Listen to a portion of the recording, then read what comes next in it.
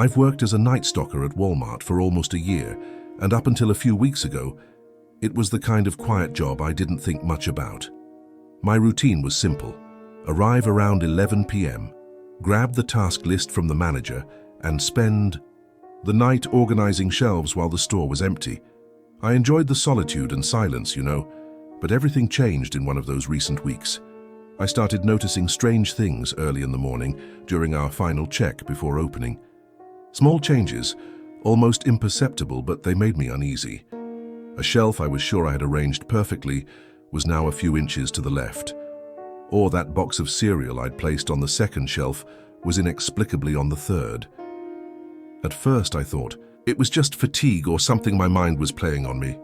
But then it got more serious. One morning, I found an entire section of cleaning products reorganized in a way I'd never done. When I asked my co-workers if anyone had touched it during the morning shift, they denied it. "You probably switched it and forgot," one of them said, shrugging. That's when I felt a chill run down my spine. I knew I hadn't done that, I was absolutely certain. And worst of all, no one seemed to take what I was saying seriously.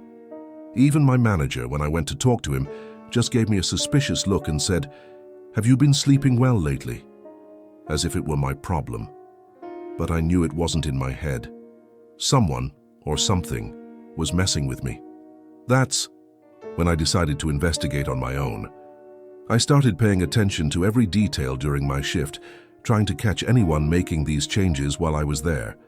I even stayed longer than I was supposed to some nights, just to make sure no one would come in after I left. But it didn't help at all. Then one of those nights, something even stranger happened.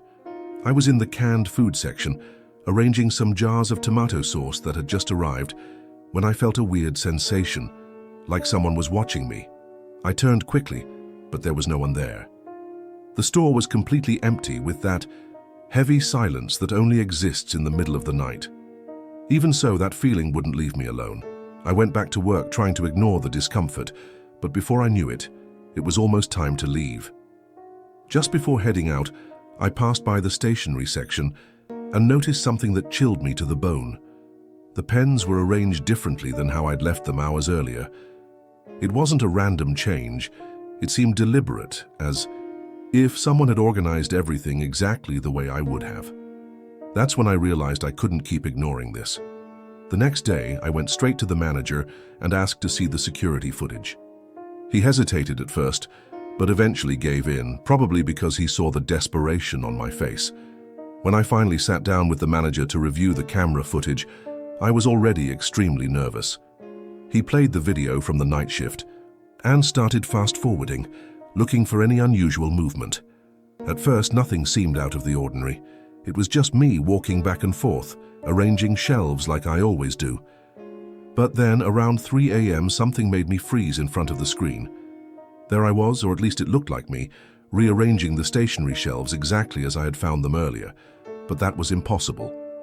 I knew I hadn't done it because at that time I was in the back, checking some pallets of new merchandise. I was speechless as I watched the me on the screen, adjusting things with almost robotic precision, as if following some invisible pattern. The manager also fell silent for a few seconds, but then tried to downplay the situation. "It must have been a camera glitch," he muttered, looking uncomfortable. But I knew that wasn't it. The image was too clear, and that guy on the screen looked exactly like me. Even the clothes were the same as what I was wearing. That's when I started to feel a tightness in my chest. If I didn't make those changes, then who did? And how could this person look so much like me? I couldn't get that image out of my head for the rest of the day. It was as if someone was playing with me, but in a very serious and disturbing way. That night was one of the worst I've ever had.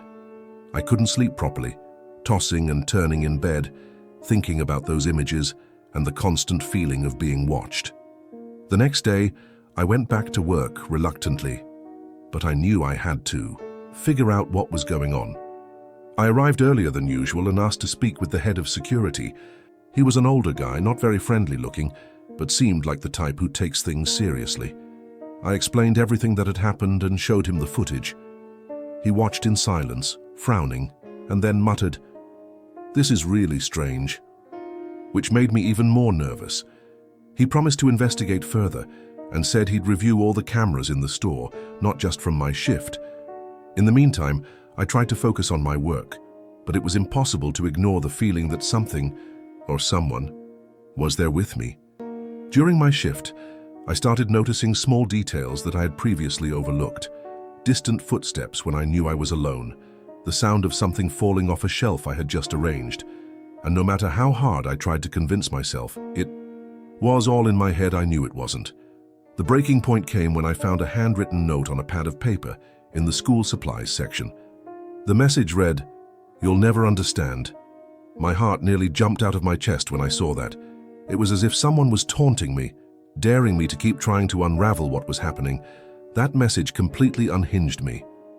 I wanted to believe it was some kind of cruel prank by a coworker, but something inside me told me it wasn't that simple. I became obsessed with finding out who wrote it and why.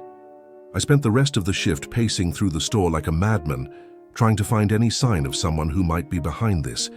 But, as always, there was no one.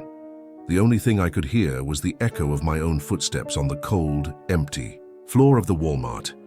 When I finally finished my shift, I left the store with a strange feeling in the pit of my stomach, as if I were being followed, though I knew there was no one behind me. The next day, I went straight to the head of security to see if he had discovered anything new. He looked even more serious than before and called me over to review the footage again. This time he had reviewed even cameras not directly linked to my area, and that's when we saw something even weirder. In the footage, there were clearly two people walking through the store aisles during my shift. One of them was me and the other was also me. Both of us were doing different things at the same time, like exact versions working together, but I didn't remember any of it. The head of security turned pale and said he had never seen anything like it in all his years of work. At that moment, I realized I was dealing with something far bigger than I could have imagined. That's when I decided to take more drastic action. I couldn't just keep ignoring what was happening, as if it were normal to see two versions of myself on the cameras. I started taking notes on everything. Every change in the store, every strange feeling, every little unusual detail. I carried a notebook with me throughout my shift and wrote down even things that seemed trivial, like those distant footsteps or the way some lights flickered irregularly. At first, I thought this would help me organize my thoughts, but later I realized it was only making things worse. The more I tried to understand, the more confused everything became. It felt like I was digging a bottomless hole, and it was starting to consume my sanity. That night, while reviewing my notes in the stockroom, I felt a presence behind me. I froze for a few seconds before slowly turning around, half expecting to find something or someone, but there was no one there.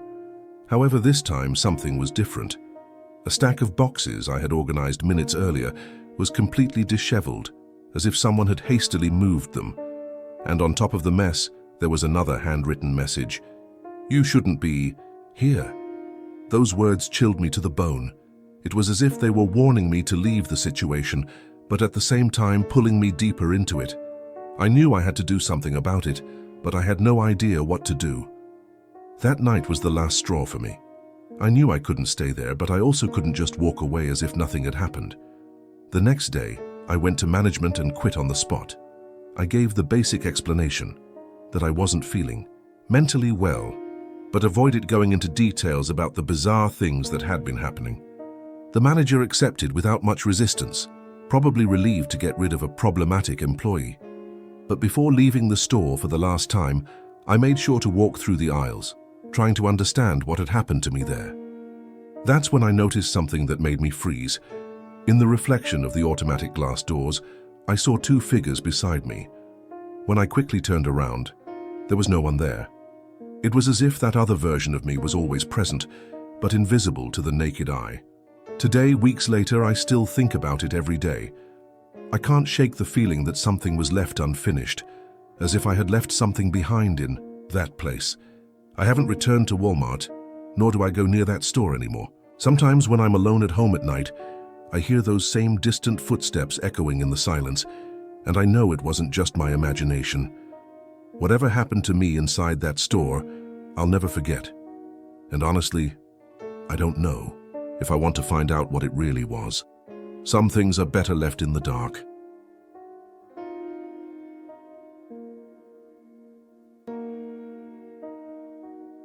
I never thought I'd be the kind of person to cave under pressure, but that's exactly what happened.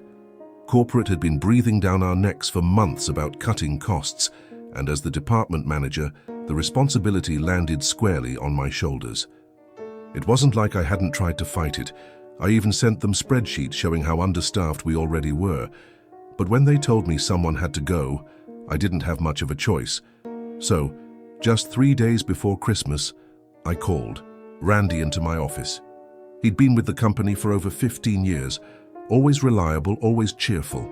Letting him go felt like punching myself in the gut, but I did it anyway. That night I barely slept, replaying his face in my mind, how he looked at me like he couldn't believe it either. The next morning, things started going wrong almost immediately. First, there was the shelving unit that collapsed in housewares, while Sarah was restocking it. Thankfully, she wasn't hurt, but it could have been bad. Then one of the forklifts in the warehouse malfunctioned, nearly tipping over a pallet of appliances. By lunchtime, everyone was talking about how weird it all was, but no one seemed to connect the dots back to me or to Randy, at least not yet. Still, I couldn't shake this gnawing feeling in my chest, like maybe these weren't just random accidents, maybe they were something else entirely, something I didn't want to think about too hard. By the second day, the incidents were getting harder to ignore. A conveyor belt in the stockroom jammed so badly it took 3 hours to fix, and one of the cash registers shorted out mid-transaction, sparking and smoking right in front of a line of customers. The weird part? Every single accident seemed to involve people who'd been part of the decision to let Randy go. Sarah had signed off on the staffing report that week. Mike from maintenance was there when I called Randy into my office. He even joked about how corporate always wins. At first I tried to rationalize it. Stuff breaks, accidents happen, that's just life. But deep down I couldn't help wondering if this was more than bad luck. It felt like the store itself was fighting back, like it knew what we'd done and wasn't going to let us forget it. The guilt was eating me alive. I kept replaying the conversation with Randy over and over in my head. He didn't yell or argue when I told him. He just nodded quietly, thanked me for being honest, and walked out. No scene, no drama. Just silence. And now, every time I walked past an empty shelf or heard equipment screech to a halt, I thought, about him. What was he doing now? Was he okay? Did he hate me? The questions buzzed in my brain like static, making it hard to focus on anything else. By the end of the day, I was a wreck, snapping at employees and jumping at every little noise. I told myself I was imagining things, but the accidents kept coming, each one worse than the last. By the third day, I was starting to lose it. That morning, a pallet loader in the back dock malfunctioned, dropping a crate of canned goods just inches from crushing Lisa, one of our newer hires. She screamed so loud it echoed through the entire warehouse. Everyone froze, staring at the mess like they couldn't believe what had almost happened. I wanted to tell myself it was just another freak accident, but the timing was too perfect. Lisa had been the one who processed Randy's final paycheck. Coincidence? Maybe. But at this point I wasn't sure anymore. Every creak of the floorboards, every flicker of the fluorescent lights, it all felt deliberate, like the store was watching me, waiting for me to crack. My hands were shaking so badly by noon that I could barely sign off on the daily safety report. That afternoon I finally broke down and called Randy. I don't know why. I guess I thought if I could just explain things, maybe apologize properly, I'd feel better. The phone rang 3 times before he picked up. His voice was calm, almost eerily so, which made me feel even worse. "Hey," I started, my throat tight. I wanted to check in, see how you're doing." There was a long pause on the other end, and for a moment, I thought he might hang up. But then he said, "I'm fine. Just trying to figure out my next move." His tone wasn't angry, but it wasn't forgiving either. We talked for a few more minutes, but the conversation didn't ease my guilt. It made it worse. When I hung up, I realized something. None of these accidents were going to stop until I fixed what I'd broken, and I had no idea how to do that. The breaking point came on the fourth day. I was in the break room grabbing a cup of coffee when I heard a loud crash from the electronics section. My heart sank as I ran over, already dreading what I'd find. One of the heavy metal shelves had toppled over, narrowly missing Tom, the guy who'd actually suggested we lay off Randy in the first place. He was pale and shaking, muttering something about how the bolts holding the shelf had just snapped out of nowhere. But that wasn't the worst part.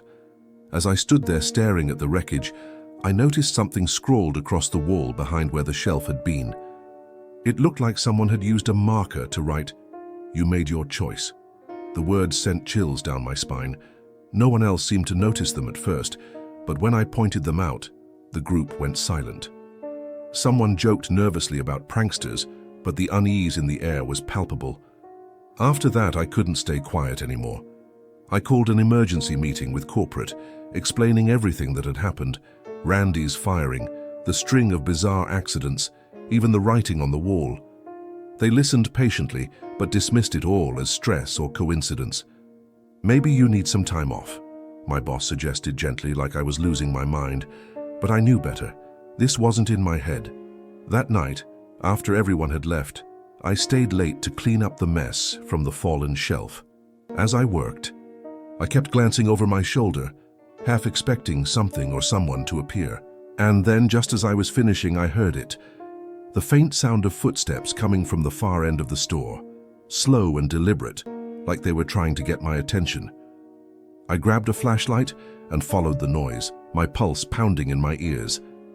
What I found waiting for me only deepened the mystery and my fear.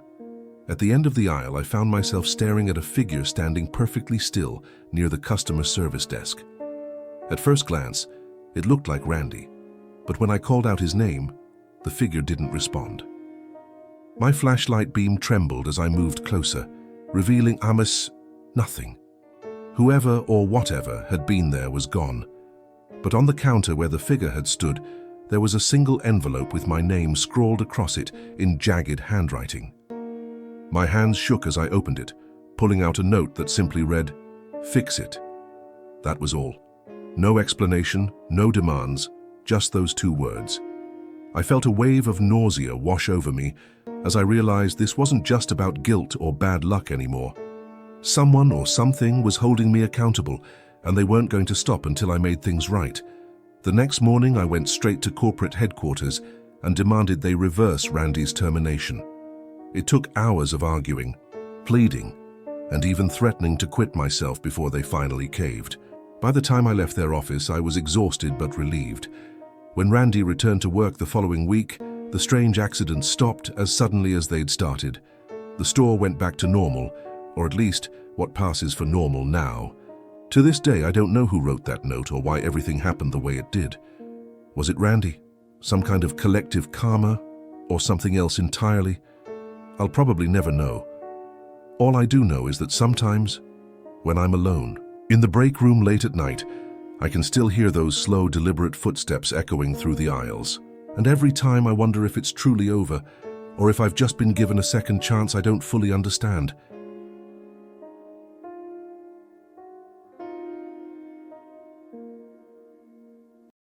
I'll admit, I wasn't paying much attention that night. It had been a long day.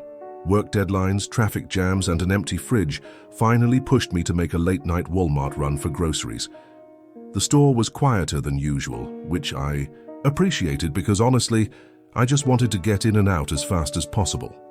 But then there was him. An older guy, probably in his late 50s or early 60s, with this kind of unassuming vibe. Graying hair, glasses, wearing a plain jacket. At first I barely noticed him. He bumped into me near the cereal aisle, muttered a quick apology and moved on. No big deal, right? Except it happened again by the dairy section, and then once more by the frozen foods. Each time he'd give me this polite little nod and say sorry like clockwork.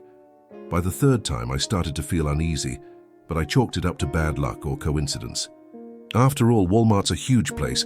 It's not impossible to cross paths multiple times. When I got home, though, things took a turn from weird to downright creepy. As I unloaded my bags onto the counter, I realized my wallet was missing. Panic hit me immediately. I always keep it zipped inside my purse, so how could it be gone? I tore through every pocket, every bag, retracing my steps mentally. That's when I remembered the older guy. My stomach sank as I grabbed my phone and checked my bank app, half expecting the worst. Sure enough, there they were. Multiple charges, all made at Walmart registers within minutes of when I'd crossed paths with him. What made it worse was that I never saw him pull out a card or even go near a register. It was like he didn't need to. I felt sick thinking about it. How had he done it? And why hadn't I noticed? I couldn't wrap my head around it. I mean, how does someone steal your wallet without you noticing? And how do they manage to rack up charges on your account without ever swiping a card or even standing near a register? It felt like something out of a movie, except this was real life and it had happened to me. My hands were shaking as I called my bank to report the unauthorized transactions. The representative was nice enough, but their standard, "We'll file a dispute," response didn't make me feel any better. They said it could take weeks to resolve everything, and by then who knows what other damage might have been done. I couldn't stop thinking about that man. His polite apologies, the way he seemed so harmless at first glance. Had he pickpocketed me somehow? If so, why hadn't I felt anything? None of it added up. To make matters worse, I started replaying every moment of our encounters in my head, trying to piece together how he'd pulled it off. I remembered the way he always seemed to brush past me, just a little too closely, his hand grazing my arm or shoulder each time. At the time, I thought nothing of it. It was crowded. People bump into you all the time. But now I wondered if those moments had been deliberate. Still, none of that explained the missing wallet or the mysterious charges.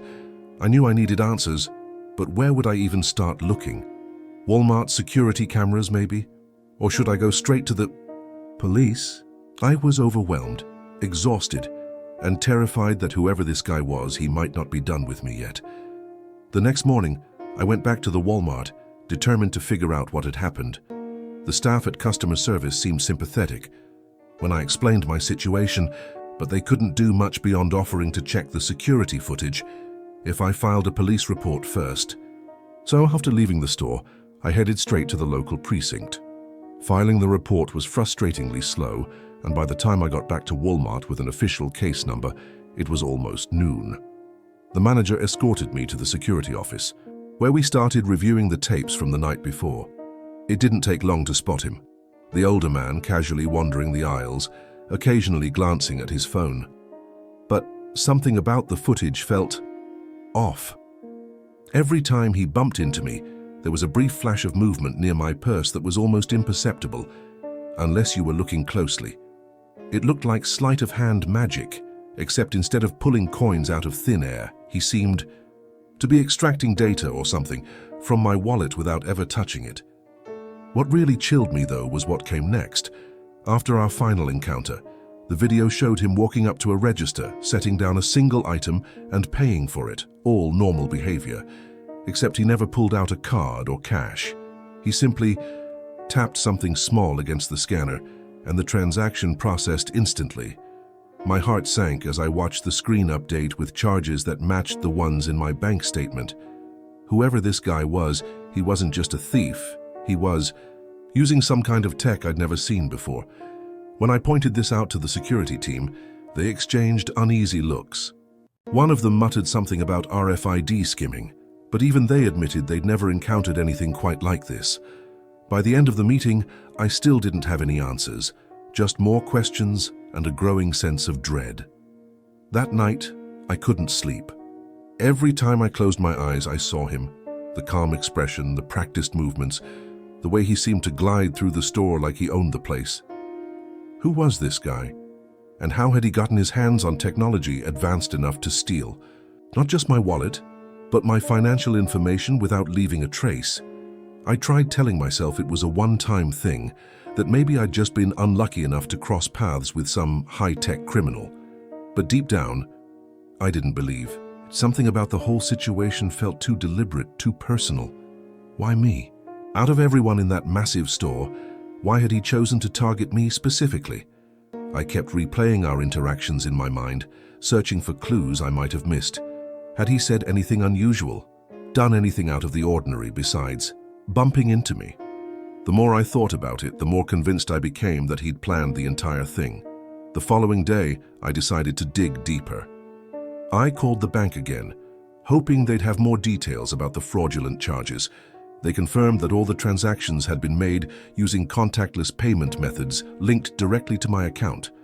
Somehow, whoever this guy was, he hadn't just stolen my card info, he'd cloned it onto something else entirely. When I asked if they could track where the payments had gone, they told me they'd flagged the activity and escalated it to their fraud department. But beyond that, there wasn't much they could do. Frustrated and feeling helpless, I turned to the internet, scouring forums for anything related to RFID skimming or contactless payment hacks. That's when I stumbled across a thread discussing digital pickpockets, people who use handheld devices to scan and clone cards without ever physically touching them. According to the post, these devices can read signals from wallets, phones, even car key fobs if you're close enough. Suddenly everything clicked into place, but instead of relief I felt a fresh wave of panic. If this guy was really as skilled as he seemed, what were the chances he'd stop after hitting me once? Over the next few days I became obsessed with finding him again. It sounds crazy, I know, but I couldn't just let it go, not after what he'd done. I started visiting the Walmart at different times, hoping to catch a glimpse of him. I even parked far away from the entrance so I could watch people coming and going without being noticed.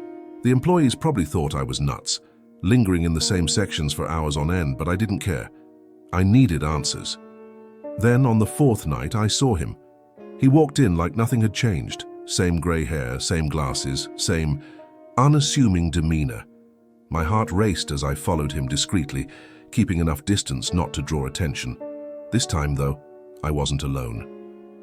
Earlier that day, I'd convinced a friend to come with me, someone who worked in cybersecurity and understood the tech side of things better than I did. We agreed that if we spotted him, she'd call the cops while I kept an eye on him. When he reached the electronics aisle, I noticed something strange. He pulled out a small device from his pocket and held it near another shopper's bag. Within seconds, he turned toward a register, paid for an item, and walked out like clockwork. That's when my friend signaled that the police were on their way. As much as I wanted to confront him myself, I knew it wasn't safe. When the officers arrived, they approached him calmly, asking routine questions at first. But then one of them spotted the device in his hand, and everything escalated. They cuffed him right there in front of the frozen food section, while shoppers stared in shock. Later, I learned he'd been using a modified RFID scanner paired with a portable payment terminal to clone cards mid-shop. It was slick, efficient, and terrifyingly easy for someone with his skills. While part of me felt vindicated, another part couldn't shake the feeling that I'd narrowly escaped something much worse. To this day, I carry my wallet in a signal-blocking sleeve, and I avoid late-night Walmart runs at all costs.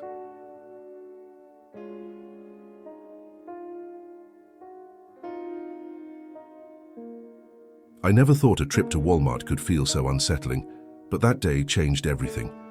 I was just doing my usual grocery run with my toddler, Emma, strapped into the cart seat, babbling happily as we wandered through the aisles. At first, I didn't think much of it when I noticed him, a man in a plain surgical mask standing near the cereal section. He wasn't doing anything weird, just standing there. But then I saw him again by the dairy fridge, and again by the frozen foods. Each time he kept his distance, but his eyes, well, what I could see of them behind the mask, were locked onto us like a laser. It wasn't overtly threatening, but it made my skin crawl. I tried to shake it off, telling myself maybe he was just another shopper, lost in his own world or distracted by something. But deep down, I knew something was off. By the time we reached the toy aisle, I couldn't ignore it anymore. Every time I glanced back, he was there, always at the edge of my vision, always staring. Emma started squirming in the cart, saying she wanted to go home, and suddenly so did I. My heart was pounding as I grabbed a random stuffed animal off the shelf and headed straight for the self-checkout. The whole way, I could feel his gaze burning into me, even though he stayed far enough away that I couldn't make out any details beyond the mask. When we finally got to the register, I practically threw my items onto the belt, paid as quickly as possible, and bolted for the exit. Once outside, I felt a little better, or at least I told myself I did. Still, I couldn't shake the image of those hollow eyes following me through the store. Something about him wasn't right, and I knew I had to say something.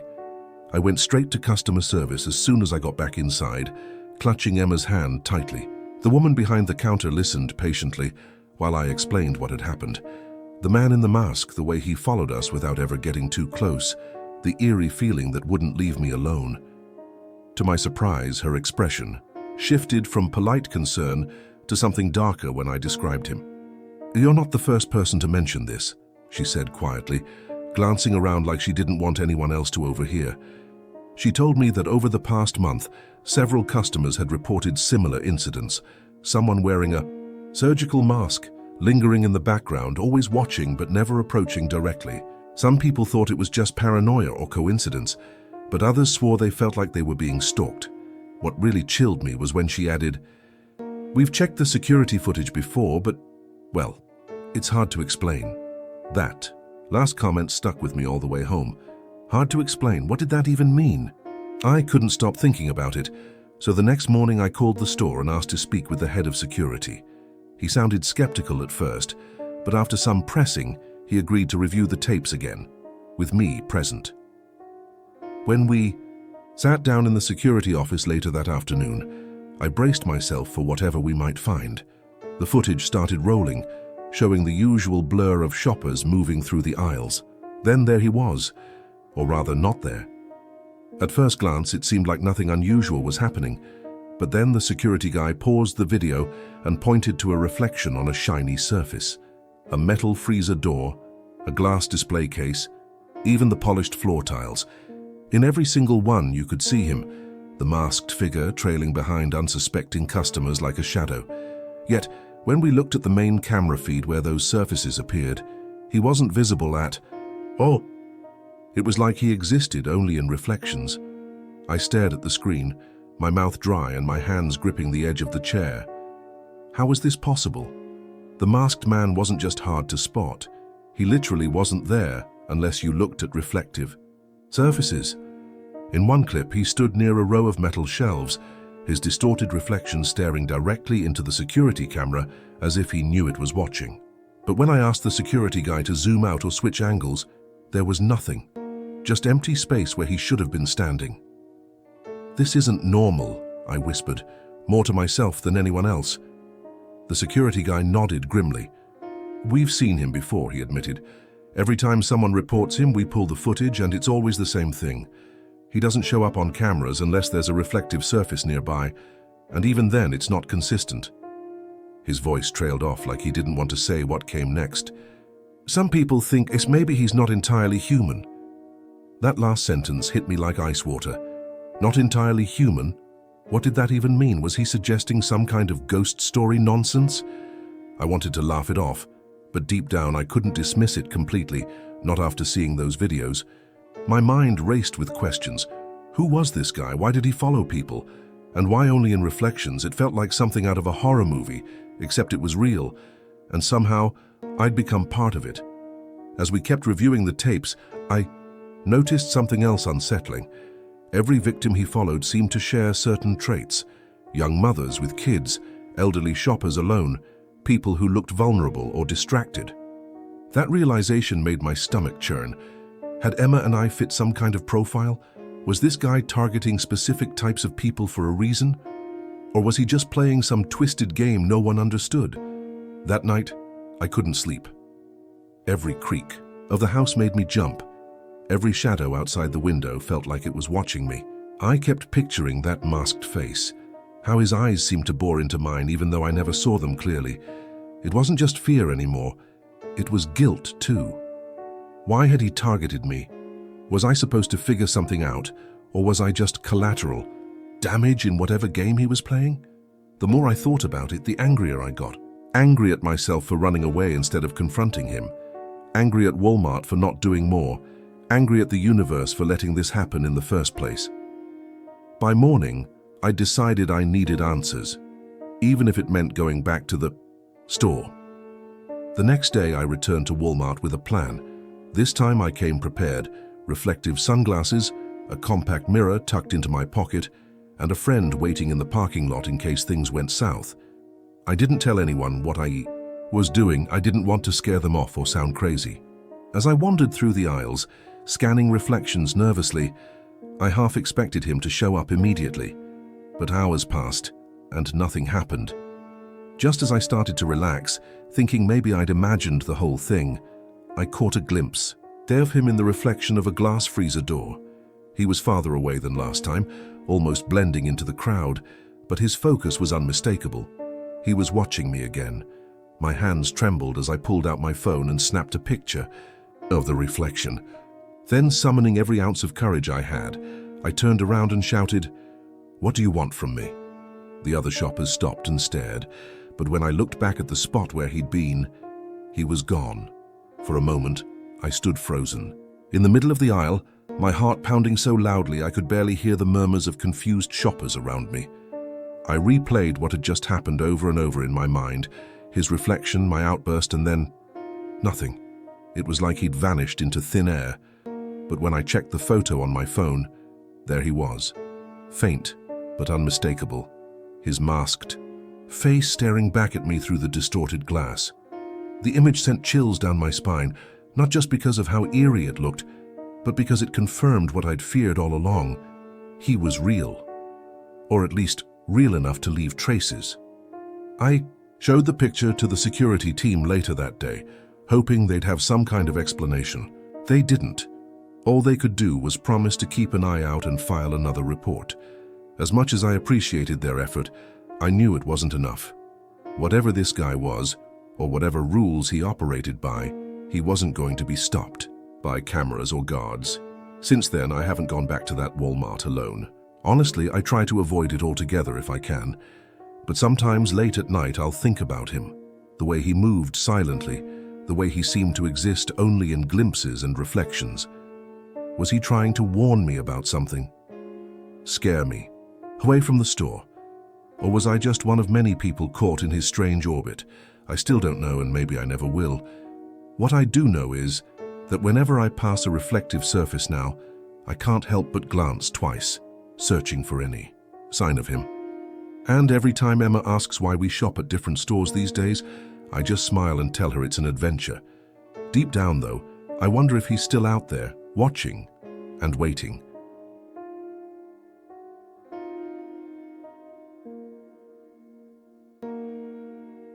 I'll never forget the mix of emotions I felt that day at Walmart.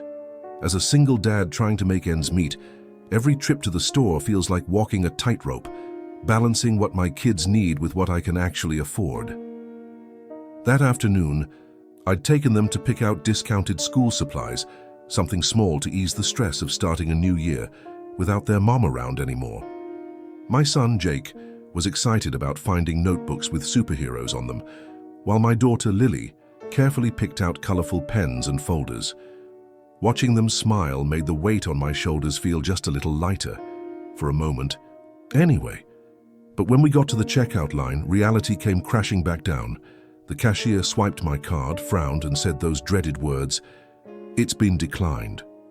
My face burned as I pulled out my wallet again, fumbling for another card. But deep down I knew none of them would work. I didn't have enough in my account to cover even this modest haul. Just as I was about to tell the kids we'd have to put everything back, a voice behind me spoke up. "Let me take care of it," the man said softly. I turned to see a stranger, a tall guy in his 40s with kind eyes and an unassuming flannel shirt. He handed over a wad of cash before I could protest, insisting it was no big deal. "Every kid deserves to start school with fresh supplies," he added, with a reassuring smile. Part of me wanted to argue, to explain how I'd pay him back somehow, but the look in his eyes stopped me. It wasn't pity, it was understanding, like he'd been where I was once too. So instead, I thanked him profusely, packed up our things, and hurried us out of there before anyone noticed the lump in my throat. For the first time all week, I let myself breathe a little easier, at least until I got to the car. When I loaded the bags into the trunk and started driving home, something felt off. The weight of the supplies seemed lighter than it should have been. but I chalked it up to exhaustion. I'd been working double shifts all week after all. It wasn't until we got home and I started unpacking the groceries that the unease really hit me. None of the school supplies were in the bags. No notebooks, no pens, no folders, nothing. At first I thought maybe I'd left them in the cart or forgotten them at the checkout counter, but Lily piped up from the living room. "Daddy, why are you looking for those? They're already on the table." Confused, I walked into the kitchen, and there they were, all the items we'd picked out, neatly stacked in perfect piles right in the middle of the table. My heart sank as I stared at them, trying to piece together how this was possible. Had someone followed us home and dropped them off while I wasn't looking? But the front door hadn't been opened since we got back, and the house was locked tight. I tried to brush it off, telling myself I must have blacked out or misplaced the bag somehow during the chaos of leaving the store. Maybe I'd carried them inside without realizing it? But deep down I knew that wasn't true. For one thing, I distinctly remembered putting only groceries in the car, and for another, the way everything had been arranged on the table, it wasn't random. Each item was organized by type and color, almost like someone had taken great care to present them beautifully. As much as I wanted to believe it was just a weird oversight on my part, the truth kept nagging at me. Something about this didn't add up. Who was that stranger at Walmart, and why did he seem so insistent on helping us? More importantly, how had our supplies ended up in my house before I even realized they were missing? The more I thought about it, the more unsettled I became. That night, after the kids were asleep, I sat at the kitchen table staring at the supplies like they might suddenly reveal some hidden clue. Everything was exactly as Lily had described, perfectly arranged, almost too neatly for a rushed shopping trip. The notebooks were stacked by size, the pens grouped by color, and even the folders seemed to follow an unspoken pattern. It was bizarre, like someone had curated them with precision. But what really got to me was the timing. How could those items have appeared on my table without me noticing? I'd been home the entire time, unpacking groceries and making dinner. There hadn't been a single moment when I wasn't in the house, or so I thought. The idea that someone might have slipped in unnoticed made my skin crawl. Yet, there were no signs of forced entry, no footsteps outside, nothing out of place except for those supplies. The next morning, I decided to go back to Walmart, hoping to find the stranger who'd paid for our things. If anyone knew something, or if he'd left any hint about why he'd helped us, I figured he'd be my best shot at answers. When I arrived, I asked around, describing him to employees and customers alike. Some people vaguely remembered seeing him before, but no one could give me concrete information. One cashier mentioned that she'd seen him around occasionally over the past few months, always paying for other people's purchases in cash. "He doesn't talk much," she said, "but he always seems to know which families need help." Her words stuck with me long after I left the store. Was this guy some kind of guardian angel, quietly helping struggling parents like me? Or was there something darker going on here? Either way, I couldn't shake the feeling that his generosity came with strings attached, ones I wasn't sure I wanted to untangle. Days turned into a week, and life went back to its usual rhythm. Or at least as close to normal as it could get after something so strange. The kids were thrilled with their new supplies, using them every day for homework and projects. But for me, the unease lingered like a shadow I couldn't shake. Every time I looked at those notebooks or pens, I thought about the stranger and his cryptic kindness. Then one evening, while putting away laundry, I found something that stopped me cold. A small envelope tucked inside Jake's backpack. My hands trembled as I opened it, revealing a handwritten note on plain paper. The message was short but chilling. "Take care of them. This is only the beginning." No signature, no explanation, just those 9 words staring up at me. Marisu, chest tightened as I read it over and over, trying to make sense of what it meant. Beginning of what? Was this some kind of warning, a threat disguised as charity? Or was it simply a reminder that we weren't alone? I didn't tell the kids about the note. They didn't need the added worry, but I couldn't stop thinking about it. That night, I sat by the window with a cup of coffee, watching the street outside like a hawk. Nothing moved except the occasional car passing by. Yet I couldn't shake the feeling that someone was out there, watching us the same way I was scanning the darkness. Part of me wanted to call the police or show them the note, but what would I even say? A mysterious man bought my kids school supplies, and now I'm scared because of a vague message. They'd think I was paranoid, or worse, imagining things. So instead I stayed quiet, clutching the note in my pocket like proof of something I couldn't quite explain. To this day, I still don't know who he was or why he chose us. All I know is that sometimes late at night, I'll catch a flicker of movement outside the window and wonder if he's still watching. The weeks that followed were a blur of sleepless nights and unanswered questions. I started second-guessing everything. Every creak in the house, every unfamiliar face at the store, every unexpected gift or favor. Was it all connected to the stranger? Or was I just losing my grip on reality? What scared me most was how normal everything seemed during the day. The kids went to school, I went to work, and life carried on like nothing had happened. But at 2 night, when the house was quiet and the world felt impossibly still, I couldn't ignore the gnawing feeling that we were being watched. Once, while tucking Lily into bed, she asked me why I kept looking out the window so much. "Are you waiting for someone?" she said innocently. Her question hit me harder than I expected, and I had to force a smile before telling her no, I wasn't. But the truth was, I didn't know what or who I was looking for. Then, one rainy evening, I came home from work to find another envelope sitting on the kitchen table.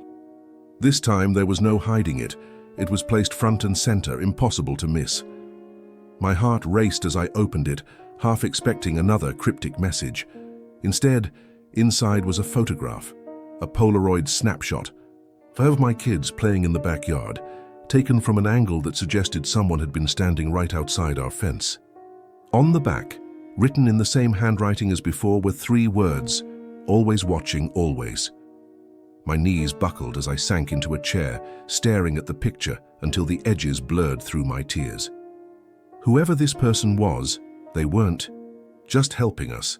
They were reminding me that they could be anywhere, anytime. And though part of me wanted to believe their intentions were good, I couldn't shake the chilling certainty that this wasn't over, not by a long shot.